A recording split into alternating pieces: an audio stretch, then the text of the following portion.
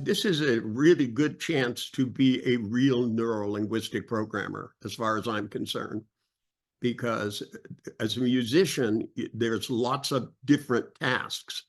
And, depending upon what instrument you play, the strategy to learn guitar and the strategy to learn piano are in and of themselves different.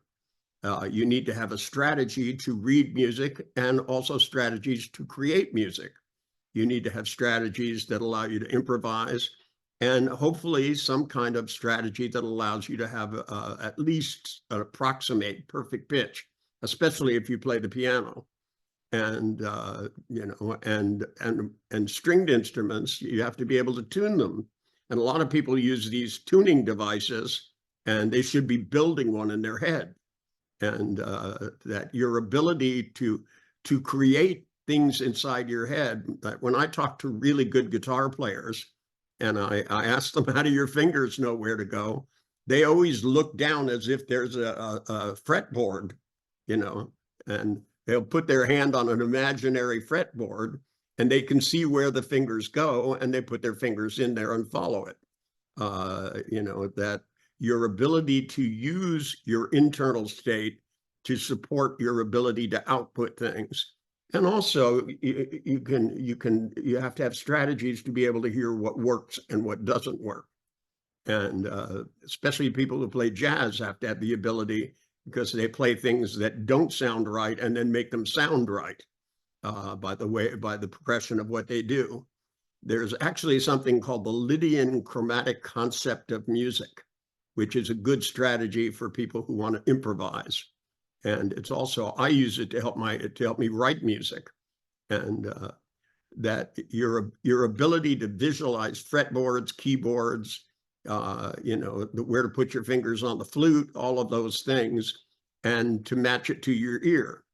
Moshe Feldenkrais, years ago when we were friends, told me that when he was in Israel once, the lead flautist of the Philharmonic got shot. And he got shot in the arm. The microsurgeons couldn't fix it. He thought he'd never play music again. And Moshe taught him how to move the flute and hold it and use his ear to determine where the fingers went instead of the nerves, and got him to play with the Philharmonic again. So sometimes as a musician, you'll need to have strategies that modify things. That the connection between what you hear and what you do with your fingers as a musician is ultra critical. And being able to slow time down so that you can play faster to other people is a strategy. There are all kinds of strategies that would be good for musicians to have. If you're going to have a musical practitioner, then the same questions, what stops you from doing something, how do you do it? Learning from great musicians, great strategies. And, that people like Mozart didn't even write music auditorily. They wrote it visually and then played it. They made pretty marks on the paper and then found out what they did.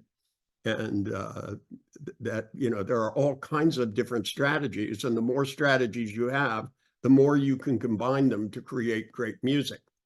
But it's all based on the ear and the eye and your kinesthetic movements.